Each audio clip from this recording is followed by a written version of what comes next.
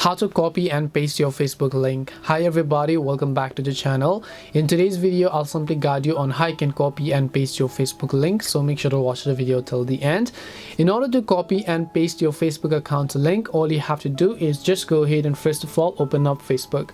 Once you open up Facebook, now let's say you want to share your account with somebody, you want to copy the link and then you want to paste it. All you have to do is just tap the profile icon from the top left to come to the profile page.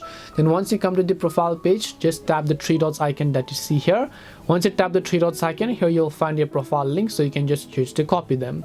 Now when you copy the link and then you just send them to a random person on Facebook or Instagram or whoever else, once you select a person you'd like to send to, just paste it over here, tap on the send button. When they tap the link, they will be redirected to Facebook and then they'll be redirected to your profile page over here. This is how you can copy and paste your Facebook profile link. Hope this video was helpful to you guys. If it did help you, make sure to leave a like and subscribe to the channel.